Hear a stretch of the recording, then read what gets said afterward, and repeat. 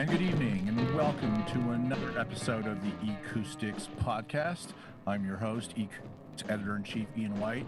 Tonight is our first podcast of 2022. Joining us this evening on this very cold and somewhat snowy Sunday night in New Jersey, all the way from the West Coast, Acoustics CEO and publisher, Brian Mitchell. Good evening, Brian.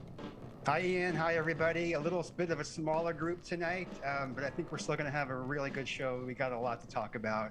It's been a while since we all got together, so I'm excited to hear from everybody. Indeed. Also joining us from the West Coast, and you can find her on Instagram as @the-hifi-girl, Emiko. Hi, everybody. Happy New Year. Happy New Year, Acoustics fans. And just a mild correction because it's a Sunday night. It's @that-hi-fi-girl. It's like I could say this 1,000 times. I will always get it wrong. Also joining us this evening from Central Canada, from Calgary, Alberta, Canada, Eric Pye. Hi there, Ian. I think there's a lot of people in Alberta who would take offense to being called Central Canada, but yeah, we're kind of center west. How's that? Right. As someone born in Ontario, I will correct myself. That's the center of the world, right? Not really, not from my perspective. Now that I live in New Jersey, and also joining us this evening from the Great Lakes, from Western Michigan, Mitchapalooza Anderson. Hello. Nice to see everybody. You know, first of all, Happy New Year to everyone and your families, and Happy New Year to everyone in the audience. As I mentioned at the beginning of the broadcast, this is our first show of 2022. And tonight's show is going to basically be a very open discussion. The things that we loved and hated about 2021, and actually the things that we're kind of looking forward to, or maybe not looking forward to this year. Now, I'm going to start this, what's probably going to be a very heated conversation off with one of the things that I definitely loved about 2021, but I'm leery about going into the new year. Vinyl had another spectacular sales year in 2021. In England alone, they sold more than 5 million new records. That doesn't count anything from that was used. And in the United States, Americans purchased over 40 million. That's 40 million new records in 2021, which is probably the biggest number since the early 1990s, if not the late 1980s. The number was that high. Mitch is shaking his head no, but I don't know. I'm shaking my head. Oh my goodness, that's what that head shakes for. You know, so I mean, while I'm thrilled that vinyl's sort of rebirth, and we decided last year that it's no longer called a revolution or renaissance. Vinyl is basically now once again other than CD, really the only really established physical medium when it comes to music. Vinyl is not disappearing. Much to those who want to see streaming take over the world, vinyl is here to stay, hopefully forever. But I guess what I'm slightly leery of is the fact that I think that the bottlenecks that are taking place at pressing plants all over both North America and Europe are once again having an impact on supply. They're having an impact on pricing. Supply chain issues in general when it comes to CE are still causing problems, and we'll discuss that topic in greater depth. So I'm a little bit leery. I have this weird feeling that vinyl is going to take a bit of a dip this year. Just have that weird feeling about that. Also, for those who pay attention to economics, you might notice in the coming weeks that the prices you find on your favorite hi-fi gear have gone up. In fact, because we are a news magazine, we get news releases and press releases almost on a daily basis from distributors, retailers, and manufacturers. And a number of the biggest brands in high-end audio have some major price increases coming this year. I'm not going to call out any brands specifically, but I think 2022 is going to induce some sticker shock for some people when they see products that were one price like 2-3 weeks ago, and come next week they're going to be 20 and 30% more. So prepare yourself for that. I guess the other thing that I really hated about last year was the fact that there were no trade shows. I think that's a topic. Wait. What about the home entertainment show from our esteemed guest? Right. But okay, okay, so Put the shovel down. Ian. I don't think I've ever Okay. seen Ian lost for words. No, I'm not. But okay, so we just had a lot of coverage of CES on the website last week. You know, we covered CES in depth from afar, like most news organizations. Very few magazines actually went to Vegas this year. But the one thing that was really telling about CES, number one, were how few audio product introductions there were. Because if you look through our coverage of the 25 to 30 articles we published, 95% were home theater only. And the number of audio related product releases, new ones, I mean literally Mark Levinson, JBL, and one or two others. It was slim pickings in the Sin City. And it's definitely obvious that the home theater market, is where the growth is going to be in 2022.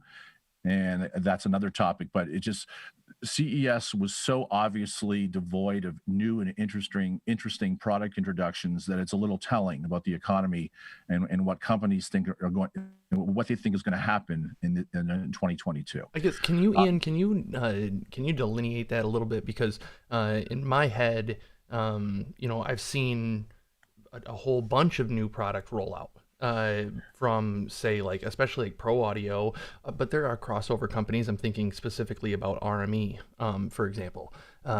Huge advancements in not only DAC and A to D stuff, but also in streaming network capability like Dante and MADI type interfacing for long distance lossless audio. And then also within microphone companies, I've seen a lot of different companies innovating on vintage technologies and also taking some risks with R&D on their own part and introducing new circuits to the market in the midst of this chip shortage, which I find pretty cool. Risky, but amazing for sure. But with the home theater specific that you're speaking about, can you elaborate a little bit more on that for me, please? So CES, okay, so 2020 and 2021 were two of the best years in recent history for the home theater segment for obvious reasons. Because when you have tens of millions of people stuck at home, especially in the US and Canada, and the movie theaters are closed, people are buying big TVs, they're buying projectors. Okay, so there's the delineation I needed. You're talking about screens and you're talking about the whole TVs. Understood. Yeah, CES this year was really for us. If you look at our coverage and everyone else's coverage, it was basically new TVs from Sony, Samsung, LG, Hisense, TCL, and Brian, help me out here. I think that was pretty much all of them. So TVs were the big thing. Projectors were another big topic. But when the two most noteworthy high-end product announcements at CES were a $50,000 pair of Mark Levinson power amplifiers and a $1,000 pair of Mark Levinson phones, that's an issue. Interesting. Because usually CES is hundreds and hundreds of product introductions for the high-end space. And as each year has gone by, CES has become less relevant for high-end audio. Hence the reason why the Munich show and why, the show out in California and Expona and the now defunct Rocky Mountain show, that's where the products were being introduced as opposed to CES. But Brian, you and I have been covering CES for probably 2 decades. When was the last time we had literally less than 5 major high-end audio products announced at CES? Right, absolutely. There was very little, but it also speaks to the timing and the time of year. Historically, companies were locked into CES as major announcement time, but now they're shifting to September, to August, to the holiday season to get their products out for that time. And you've seen Apple do that same shift where all their major products from the iPhone to the new MacBooks, they all come out September, October timeframe. So that's where I expect to see some of that shifts kind of happen. But I agree with you that the chip shortage, prices going up, it's all going to factor into this. And at some point, it's just a question of when can companies get products out and shipped and delivered. Well, that's the other big one too, is shipping, right? If you're going to CES or something, you got to ship your product there, and that's a terrible place to be right now. You know, and then toss in a pandemic and people's fear of flying and actually being in a building with thousands of other people, and it was a recipe for disaster. But I do want to give Emiko a chance to chime in on the home entertainment show and what she's behind, and the show that they actually had this year in early June that I was able to go to. So they're one of the few only ones that actually had a successful trade show. So I'll let Emiko talk about what she has experienced with that and what she sees going forward. Well, first of all, I was so happy because Brian, you were there in person covering the show, so that was awesome to see this tall figure with the camera sort of swooping in and swooping out, and hi, bye, and that was it. But yeah, we had the great distinction and burden to a certain degree of being the first show in North America to open, actually North and South America, come to think of it. I think there was only one show that opened before us, which was in Russia, I want to say. And that was it. So we were the second in the world and the first in the Americas. And we were up against a lot. I mean, I didn't sleep for like 10 weeks straight because, if somebody died on our watch, that was it. The ship was going to go down. So, and we didn't take that, like, I laugh about it now because it's still nervous laughter, but we didn't take that lightly at all. And I think what we had to do was pivot really quickly. And the big thing that my team and I worked on for that, and that we're working on for 22, because we're expanding, we announced the Denver show that we're doing. Plus now you're going to hear it here first publicly. We're expanding officially into the New Orleans market. So now there's going to be 3 shows. There's going to be Long Beach / LA area, Denver, and then New Orleans. It's a lot to carry, but the key is for us, each individual market brings something different to the table. So our aim is not to have the same hi-fi and audio show in 3 different places. It's to give each one its own character, serve that community, serve those people, and also bring people in to experience what that community is. It's not about, oh, we're going to rent a hotel or rent a convention space and change everything, and for 3 days straight, it's not going to be Denver. It's not going to be New Orleans. No, we're going to be showcasing all sorts of really cool local, regional, culturally specific aspects of audio, of music, of lifestyle, of home theater, of technology going forward. And I think in terms of pivoting, there's a lot more that can be launched online, which I know doesn't sound great. But what's cool is that with the lack of shows, people have been turning to online now. And I've been seeing it through social media a lot. You have this great convergence of sort of older traditional audiophiles and then younger, less traditionally accepted looking people in audio. Hello. Right? Coming together and really blending mostly harmoniously.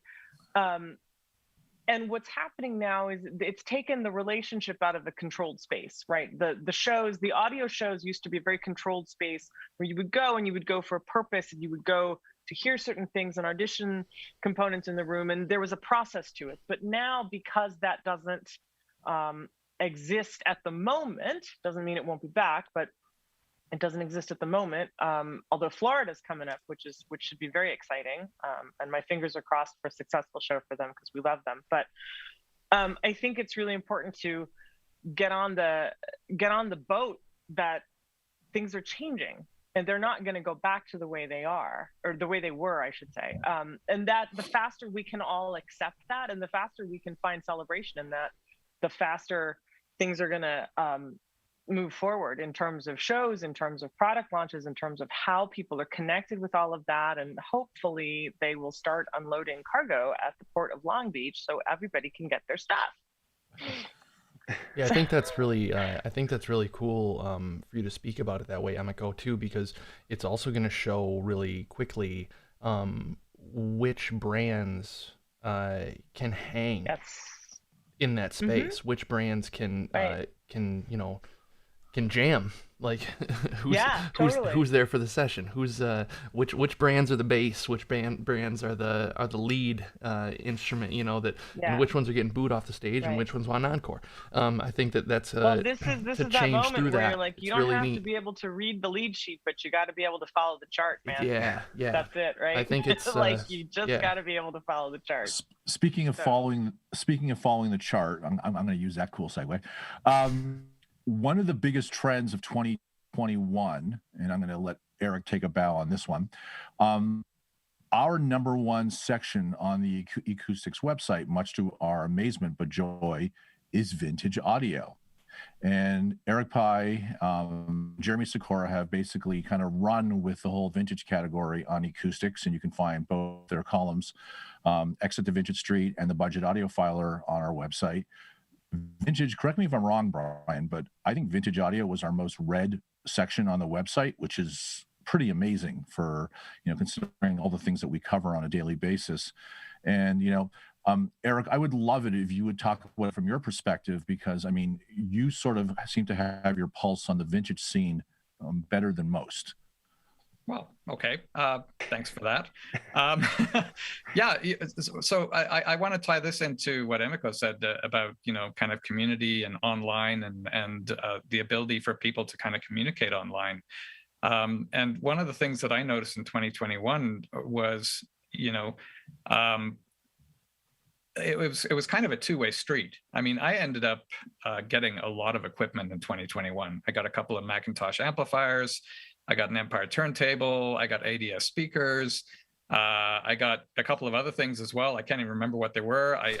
For Christmas, I purchased myself a Sansui AU777 amplifier to complete the trifecta of 555, 777, 999. But one of the things that influenced some of those purchases for me was spending a lot of time on Instagram and seeing people who had those pieces and being able to connect with them directly. I don't need a show. I don't need, a lot of stuff. I can just message a guy who's got the exact amp that I'm thinking about buying, and he happens to have them paired with the speakers that I have, and say, hey, how do those work together? What do you like about it? What do you not like about it? If you could get any other amp in instead of that one, what would you get? That kind of thing. And so we can have those kind of backs and forth. And so I can make purchases with a little bit better idea of what I'm getting. Because a lot of times I'm not going to be able to go out and try them out because COVID, right? The other thing I'm noticing is that I'm getting a lot of people contacting me and asking me about stuff. So I had a guy last night contact me and said, I've got this turntable. This is the kind of music I listen to. I'm thinking about buying a new cartridge. I'd like it to be a vintage cartridge. What do you think about this, and this cartridge? And so I kind of told them what I knew. And then I kind of pointed them in direction of somebody else who I thought would actually be able to give them better information. And so that kind of stuff happening in the background has been one of the highlights for me of last year, was just this. And I mean, people talk about community, and I'm not a young audiophile, so in some ways I kind of revolt against the term community, because boomers, that's kind of sissy, like young people stuff. But there is a real sense of community developing there, whatever you want to call it, where people are sharing information with each other and they're learning from each other, and it's helping inform the direction people take their audio journey.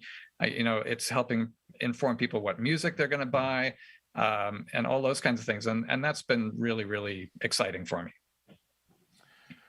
I would just say quickly that one of the things that I would say, actually, Eric, sort of harping on what you just said, I spent more time on Instagram in 2021 than any other social media platform. And a lot of it had to do with fact that as you pointed out, there's a lot of people posting a lot of really interesting things on Instagram.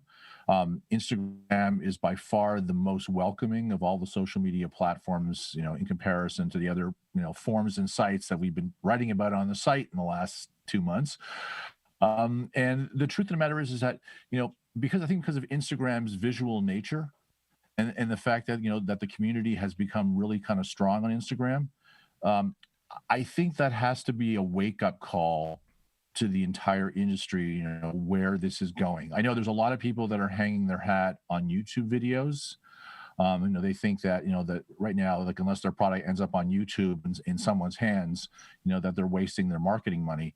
But I actually find that Instagram has become one of the most effective marketing tools that this industry has to reach an audience that has traditionally not been interested in high-end audio. And go ahead, Emma. Sorry, no, I'll wait till you're done. It's cool. No, I don't. I was wrapping up. I wanted to actually jump in on that in relation to Emiko's video that she did recently about why don't audiophiles talk to each other. And in relation, no, it's why don't we listen to each other? Well, why don't we talk to each other? Why don't we listen to each other, or whatever, right? But we don't do either. What I find is happening in Instagram is that audiophiles are talking to each other. They're just not doing it publicly. They're doing it through direct messages. But there's a lot of conversation happening there and a lot of sharing information, and people are listening to each other there. Absolutely. And that's one of the things that I pointed out in the video was all of those messages that appear on the screen, all the hate mail, that's all Facebook. It's all Facebook. Sorry, everybody on Facebook, but it is. It's all on Facebook. It's like Facebook is the central bridge troll watering hole for hatred, I think. But I wanted to piggyback onto what Eric was saying and what Ian was saying, that, like,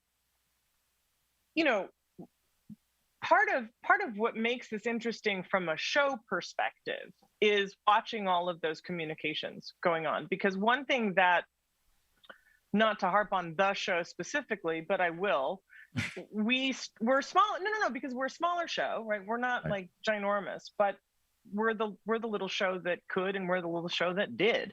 And so we strive to be very personal, and everybody keeps saying, oh, but you're very human, you're very human. And it's like, well, yeah, because that's the thing that sells it. Right. It's not the flashy photography. It's not the price tag. It's not the guy in the slick suit or the lady in the tight dress or whatever it is. It's, it's at the end of the day, is there a trust? Is there an inclusivity? Is there a welcoming? Is there an understanding? And is it mutual? And if it's reciprocal, then that's the thing that moves the needle forward. And I think that Instagram has become the place where audiophiles now, when you can't count on, unfortunately, the larger giants in the industry because of COVID, what do we have to do? We have to bootstrap and count on ourselves and count on each other. And Instagram, we've shown up for each other. I mean, that's been a big deal, I think, in a lot of ways. And it's great to see. And now it's just up to finding out how that's going to continue, right? Because you don't necessarily want to stay at a cruising altitude forever. You need to get to destination one and then continue the journey. So who knows? I guess that's what the 2022 conversation is for tonight. Yeah. Just to go back to Ian's question too about, the vintage side, because I kind of talked about what I liked about Instagram, but not about vintage. But I think that, the interest in vintage, the genuine interest in both vintage and also in vintage reboots. So, your Leak amplifiers and CD players and the JBL and the KLH and the Wharfdale speakers and the Klipsch Heritage and all of that kind of stuff, like just this focus on the aesthetics of the equipment, in addition to the sound that you're getting out of it. I think that's been a really, really big thing. And I think that's, again, where Instagram plays in, because, it's a visual medium, so you can appreciate the aesthetics of that stuff as well. Mitch, you've been rather quiet, and I see a pair of big Klipsch speakers over your shoulder. So and you're someone who's really, really into vintage gear. So I would sort of like your opinion and sort of on why you think vintage has really sort of taken off again, both as Eric pointed out, like real vintage gear, and this marketing move by manufacturers to suddenly do vintage looking modern hi-fi equipment.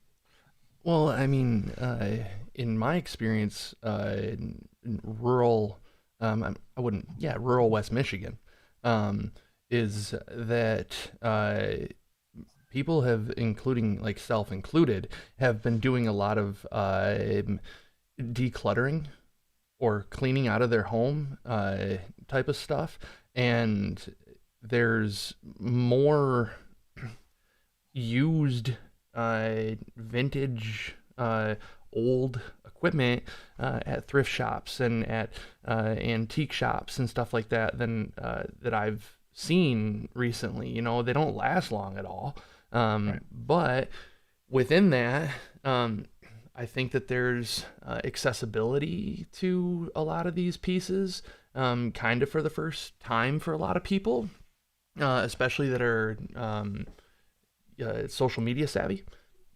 And so, real quickly, getting that first wood grained veneered receiver, or that eclectic and iconic 70s 80s look through some speakers, it's kind of available now. Is it available to be repaired? The repair shops is a different world right now. That is a very difficult, hence the workbench behind me. We're working on soldering and all that stuff. I mean, it's finding the parts and getting things repaired is difficult currently, but the equipment, I do see it, and I think that it's piquing interest. And the price of a lot of that stuff when it's found at thrift stores, whatever, it's still somewhat accessible, even though inflation is hitting everything, including those shops. But with the vintage stuff, I just think that people have a call to it, where that younger generation, just like a vinyl record, self included. I was raised in a home that didn't have a record player, and so, that whole call to what is old is new again, is a cyclical cycle that is never going to grow old on people because it's exciting. And so my take on vintage is that it is a very important large cog in the wheel. And so if vintage isn't thriving, then the industry is not thriving. I think the two are very connected in that way, because it's either going to inspire the tonal search that never ends, or it's going to inspire some form of sonic expression, which is never going to end, or some form of DIY trade mentality that is never going to end as a career or a hobby. And so that's it's really inspiring for me to see that vintage is doing so well, from readership to also seeing it available, but then going back the next day and it being gone. Right. Like at a store, like that stuff is so important, I think, to the longevity of the music industry, not just the hi-fi industry, because it shows that people are enjoying this search, no matter how large or how intimate it's being consumed, which I hope is a positive experience for everybody. So, to two of your very good points.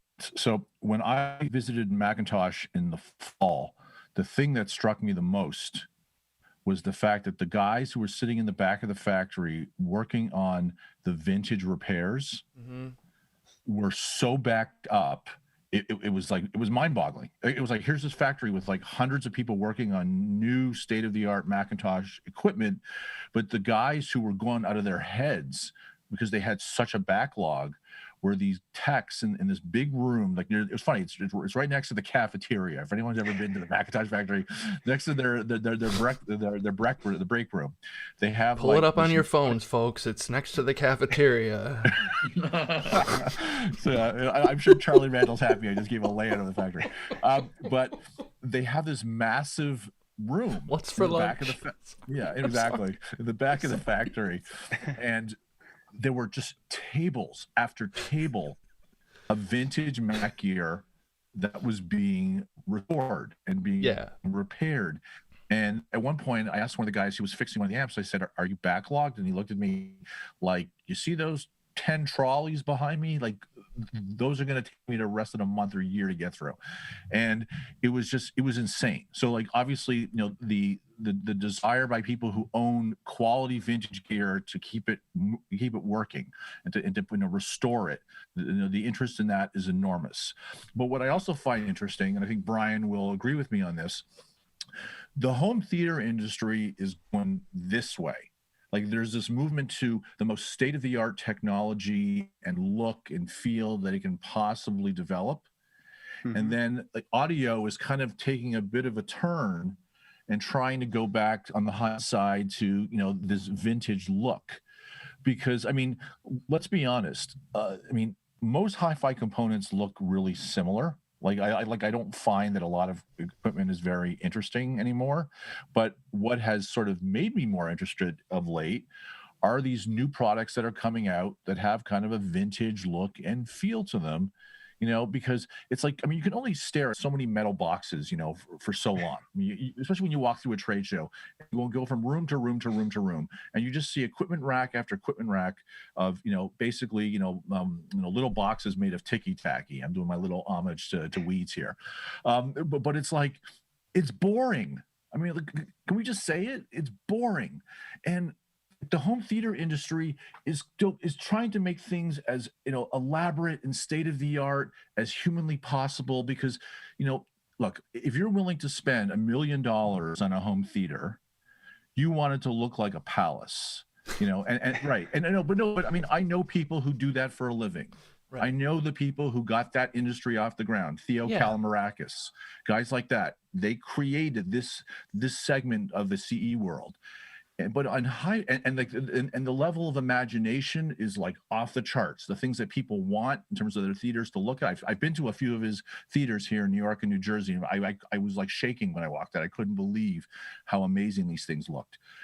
But audio just has become like so boring.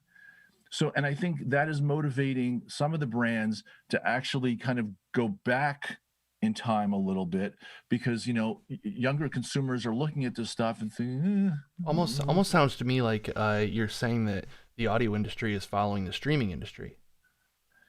Kinda. It's just it's becoming boring. It's becoming old. It's becoming lackadaisical. It's becoming, I mean, it's becoming all the same. Everything is the same. The user interface is the same. Look, the experience is the same. There's a reason. Like, I mean, that's not a bash on streaming. It's just, I think that I hear what you're saying.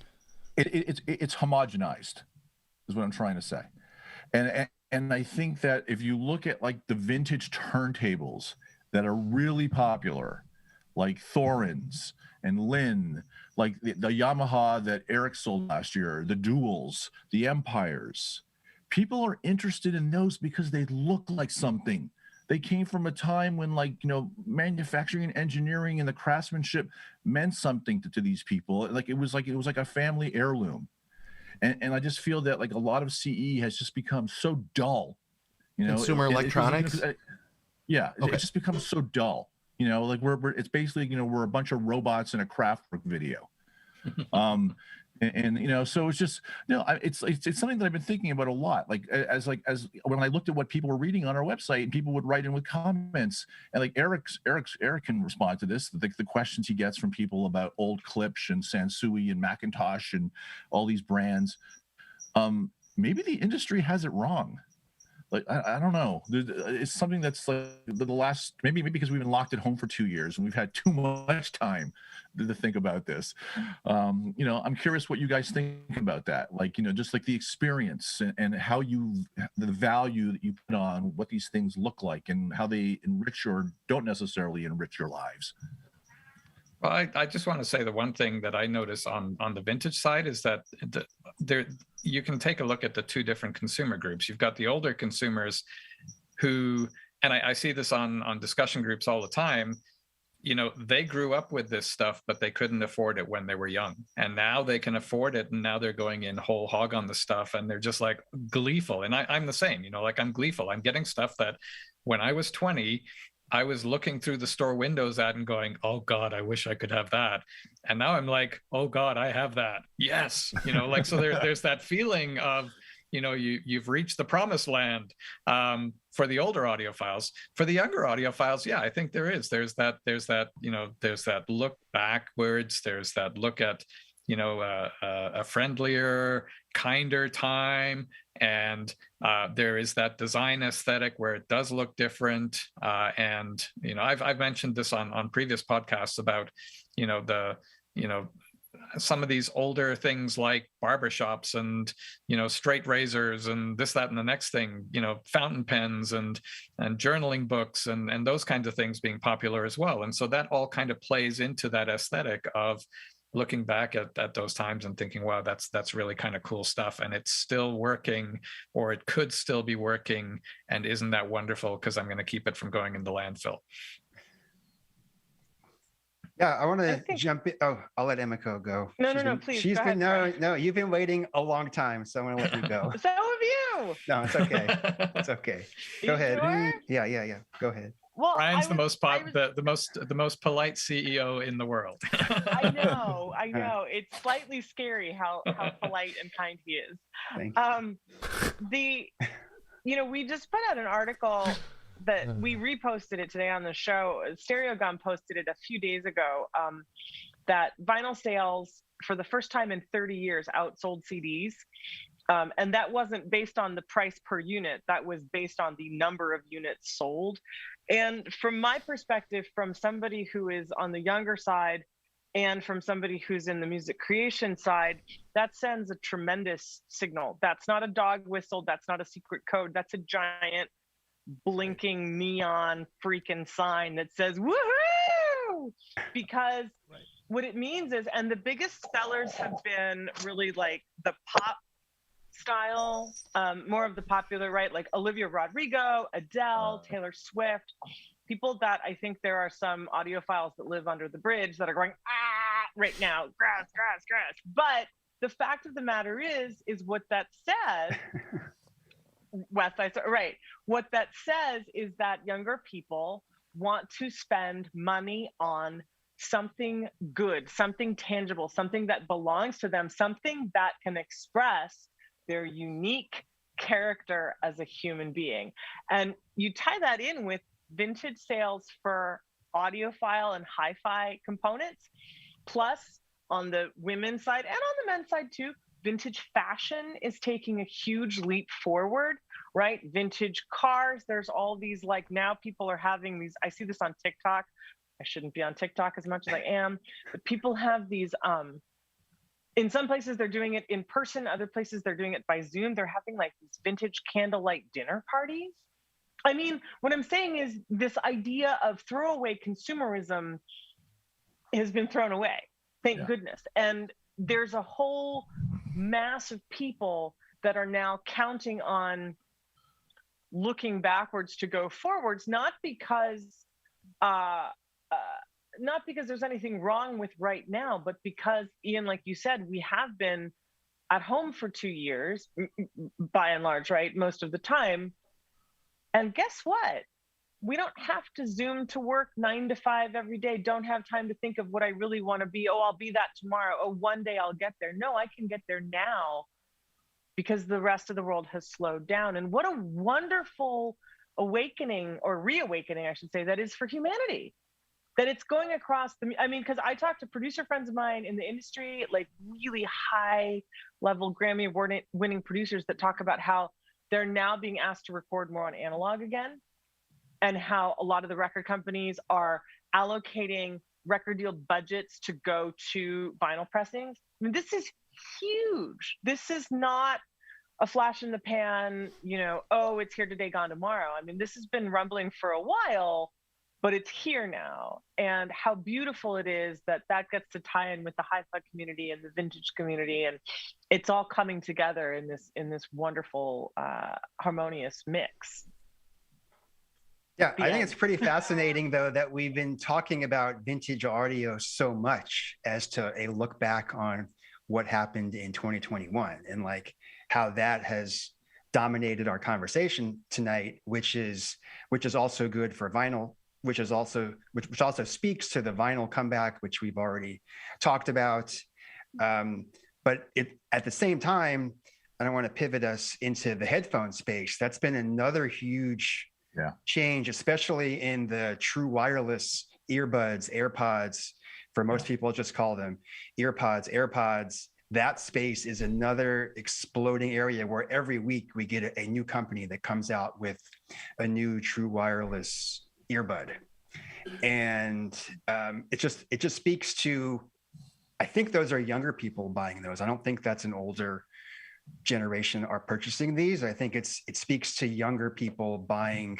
I have 3 pairs. Okay, there you go. Yeah. I could be wrong. I'm corrected. I don't. I have They're great. Have Yeah. wireless. I have mean, 0. Right. My parents have 0.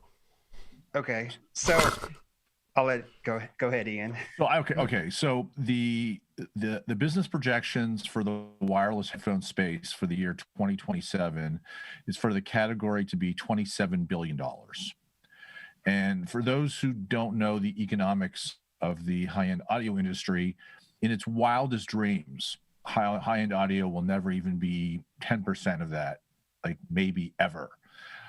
So in terms of where the industry is going, wireless headphone technology is the 800-pound, gorilla in the room.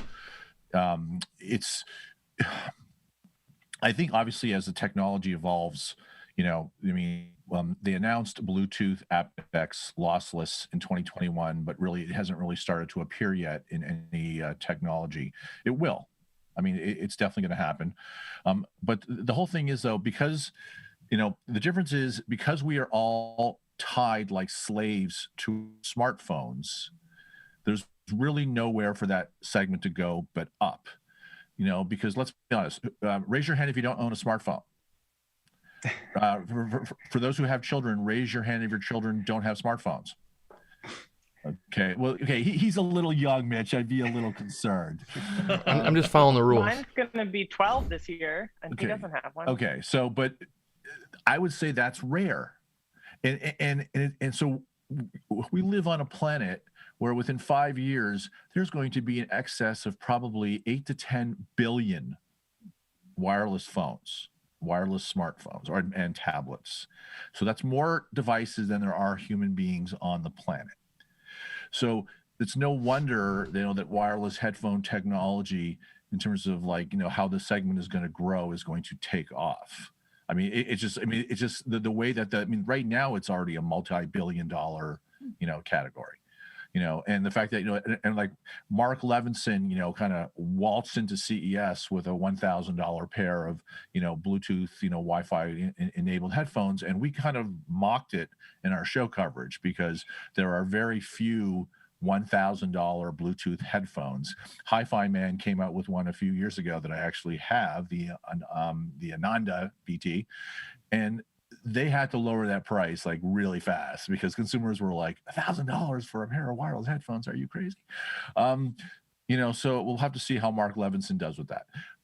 But, I think it's safe to say that wireless headphones are going to be, the category. There's no way around that. I think what's also kind of amazing that has emerged in 2021 is that the CD refuses to die. And I have to tell you, that actually makes me happy because I'm kind of jumping on the Mitchapalooza streaming sort of sucks train. And no, a little bit. No, and I'll tell you why. So, as we've, as Emiko mentioned we've mentioned it on multiple podcasts, ownership is a big thing. And I say, and as a 51-year-old man who has been buying CDs since 84, 83, 84, it's, you know, at the end of the day, I think, we unfortunately we put a lot of value on the stuff, that we own. I mean, George Carlin has a great sketch about, your house is just a place for your stuff, and then you have so much stuff, you have to buy an even bigger house for more place for your stuff. So but that's kind of a sickness that we all have, in society. That this need to consume and consume and consume and buy as much as possible. It's what makes the world go round. But I think that there's the younger generation is experiencing CDs for the first time, because let's be honest, people who were the, I guess Napster, Apple, iTunes generation, CDs were kind of like already starting to, downloads were kind of going up, and I think now people. It was a confusing time to live. Yeah, it was a very confusing time to live. Yes, Dogs and it cats was. lived together, mass hysteria. We had the cassette. It was the best of times. It was the worst of times. The cassette adapter. I think I still have 2 of them. The cassette to 1/8 inch, like all that kind of stuff. Oh yeah. But confusing time. My bigger point in this rambling monologue is the fact that, CD sales were going down like almost like in a scary way for almost a decade. And the last 24 months have seen CDs put the brakes on that. And we're actually starting to see a bit of an uptick in CD sales.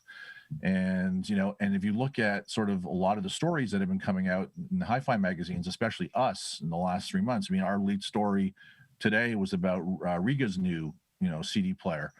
And, there's a lot of company. Everyone's like, what's the point of buying CDs? No one makes CD players anymore. It's like, are you kidding? Well, in the pro industry, did you see there's a Kickstarter campaign? Oh, no, it's not. I don't know if it's, no, it's like up at, what's that one website that does starts petitions? People can do petitions for things. Oh, yeah. Change.org. Yeah, change.org. Yeah. There's a change.org that someone started, and it's directed at Tascam to create a new version of their cassette recorders on change.org. Like, of their cassette recorders, you mean like the Porta Studios? Like yeah, exactly. Yep. Oh my gosh. Mm-hmm. Because the vintage, I mean, you can't get a Porta Studio right now, like on Reverb or eBay. You can't get one of those right now for like under $250 for a Porta Studio. Wait, sidebar, should I sell mine? I would hold on to them. I mean, they're so much fun. But like I got the Fostex X77 right here next to me. But like nice. Those prices are going so high for that used equipment, and then people are wanting the sound and the technology because it operates differently. Like, I mean, a reel-to-reel recorder operates definitely way different than a multi-track cassette recorder. Well, they don't operate all that differently, but they feel very differently when producing with them. And then also playback feels so different when you're putting a CD in, or you're using a cassette player or a vinyl or whatever. The only thing that doesn't feel human to me is streaming. And it doesn't feel human as a consumer, and it doesn't feel human as an artist. And so it is a twofold no-go in my existence. And used car sales too. I mean, when was that? A year and a half ago or whatever, when we got our used 2015 vehicle, I was like beyond the moon that it had a CD player. And that was like a hard kind of, like, we're buying a used car for sure. And that thing better have a CD player in it, or a cassette deck, like either or. And so those types of things have never like kind of gone away. I'm only speaking for myself as a musician, music consumer. Like there's a whole bunch of me's from this generation that I'm gonna assume feel the same way about those different forms of physical media, because we had to learn them all. I mean, I remember taking floppy disks to school with Word documents on it, because email didn't have email where I grew up, and we didn't have USB drives yet. And sometimes the printer just didn't work. Like, and so like I'm 34, 33, 34, whatever it is. But like this culmination of physical media, I didn't get internet till I was 16, 17, like right in there. And so this whole weird kind of put it together any way you can find a way to do it with adapters and with products that already existed. That is, I'm fluent in that. Right. And so was my generation. And so like having that foresight for these companies that like were adapter fluid. I mean, like, it would be a good kind of way to put that from an audio perspective. If it sounds good, it is good. Streaming is just convoluted. In a lot of places, it still drops out all the time, like in my neck of the woods. And so I think it's interesting the way that this conversation has gone from vintage audio all the way over to the wireless headphones, and then that wireless headphone conversation being brought back to physical media, and how it all kind of, in my head, it makes sense. But yeah, I think it's that CDs are kind of on the uptick, and we know that cassettes are on the uptick. And we know that vinyl just had the best year it's ever had. And we know for a fact that Google, Apple, and Spotify are all trying to pay artists way less. Way less. And that's published public knowledge. Yeah. But the physical product is still paying artists like, your standard merchandiser brick and mortar, like 40 to 30 to 60% profit on your goods. And so I am very aware of that. And so that means others are too, because my experience as a 33 or 34-year-old, however old I am, is not unique in that way, because we've all lived it. And so it's there's a real thing there that can't be ignored. So two things here. So number one, I don't know how common knowledge this is, but Apple is in the process of putting together a home audio division. And some people will say, what do you mean? Apple already has home audio products. No, Apple is in the process right now. I know, because I know people who just got hired by them. Apple is in the process of poaching people away from technology companies to launch a new home audio division. And I guess we'll have to see what that entails in the years to come. Number two, also, what's interesting also is that for those who don't follow the electric car space, there are a lot of rumors that Apple's going to do their own electric car. Sony showed an electric car at CES, or the technology for an electric car. And obviously anything that Sony or Apple, put out in the marketplace that's an automobile is going to have, obviously, audio and streaming built into it. Is Apple going to call the car the Granny Apple? The I go, or the I don't go. But what's kind of weird is that, okay, so obviously, look, right now, streaming is 85% of the market. It's less in other countries in the world, but in North America, streaming is 85%. Sure. But are we now heading back towards a scenario where streaming kind of levels out at like the 85% mark, and physical media becomes 15%, but all of a sudden we have all these sort of, older physical platforms kind of, building a base again? Because clearly vinyl's totally rebuilt its base. Cassettes are doing, probably the best they've done since God knows when. CDs have reversed their death spiral. And I'm just waiting for people to start offering me money for my old FM tuners from Magnum Dynalab. Because I'll tell you something. I just bought two vintage ones. Okay. And it's interesting.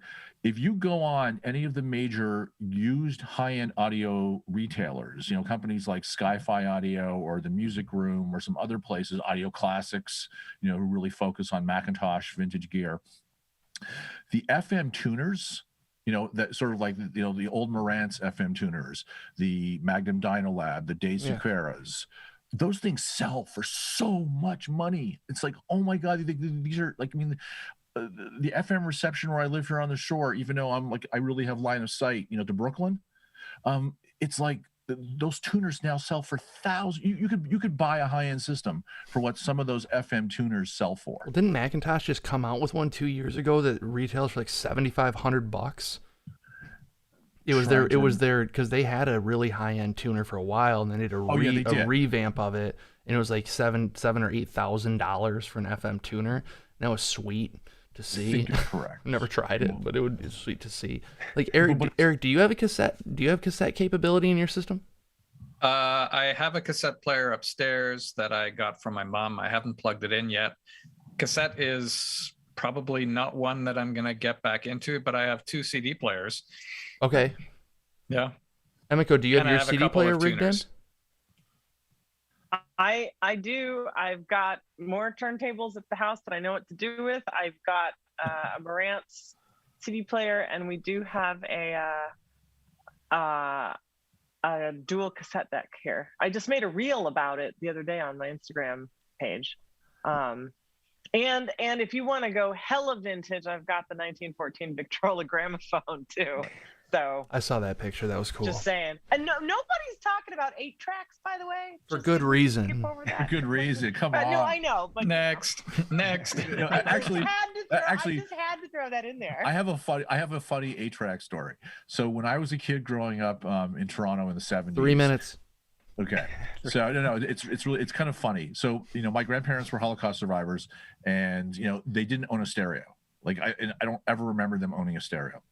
And I remember one time, and my grandmother, because of her survivor sort of mentality and her experience in the camps, she would save everything. Like she'd come to our birthday parties and go nuts if someone threw away the wrapping paper from the presents, because, you know, she was going to reuse them at some point for someone's bar mitzvah.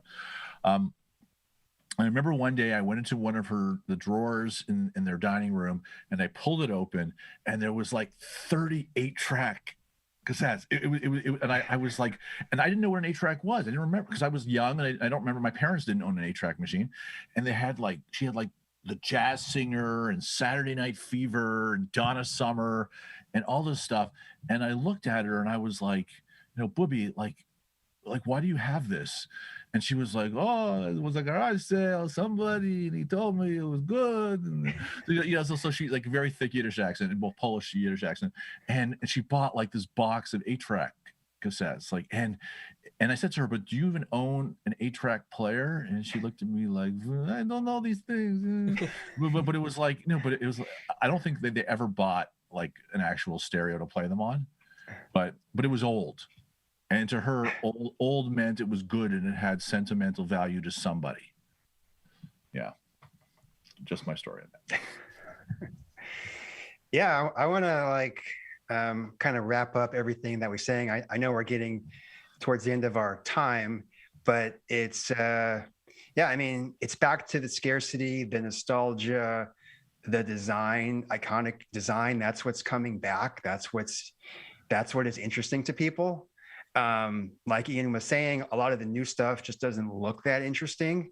And that's why some of the new reboots of retro design are selling well. Yeah.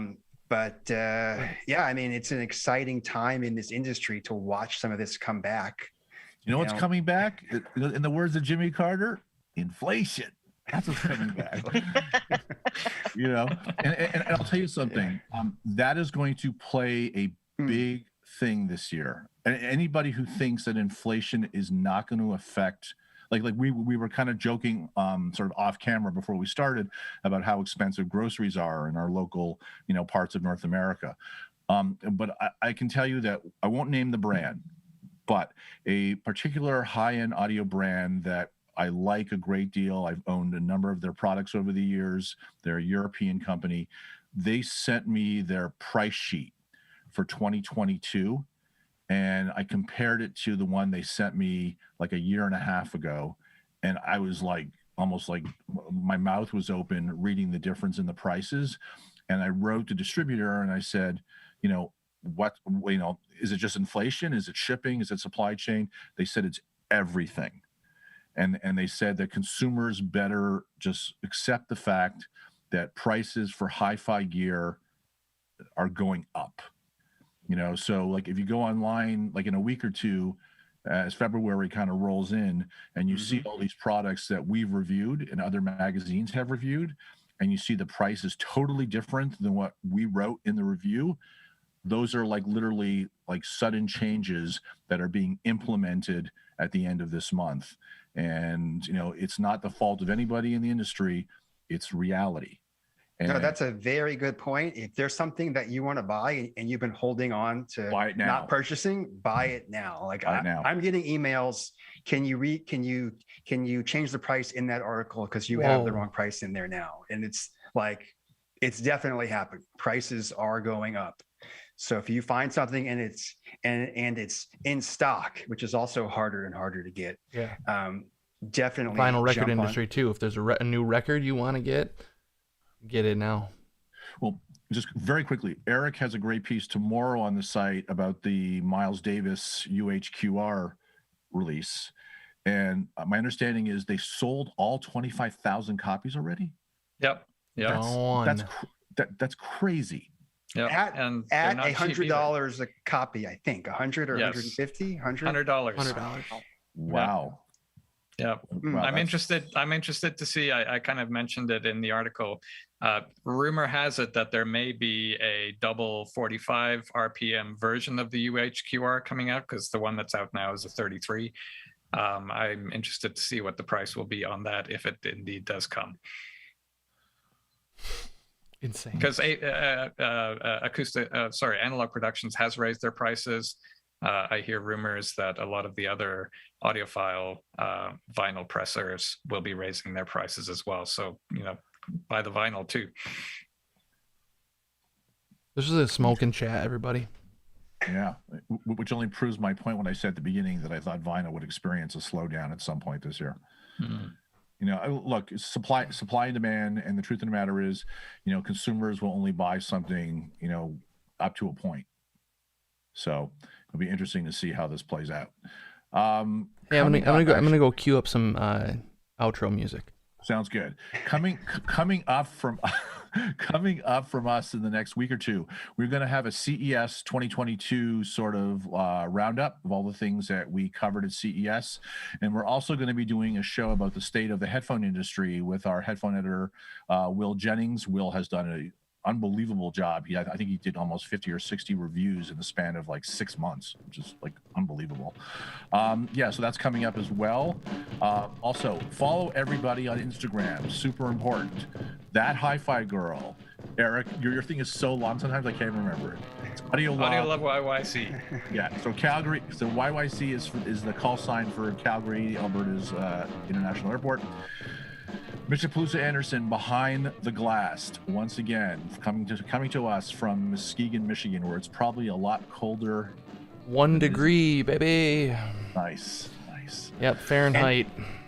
And don't forget our video series on YouTube starring Emiko, which now has 4 episodes out and more to come. So thank you for that, Emiko. And definitely watch the one right before that made certain people at a certain website I won't name lose their effing minds. What? Wait, whoa! The one about audiophiles not speaking. Yeah, the audiophiles not speaking to one another. You didn't get to read the comments that Brian and I had to delete on the website. Can you send them to me? Oh no! The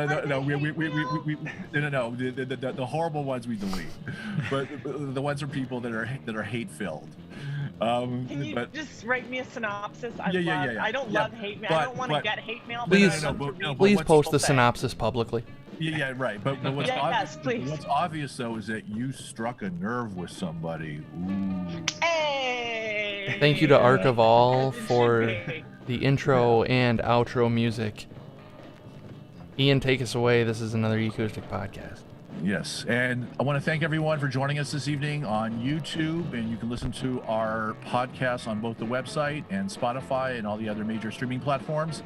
I'm Ian White, Acoustics Editor-in-Chief, wishing you all a warm and toasty evening wherever you may be.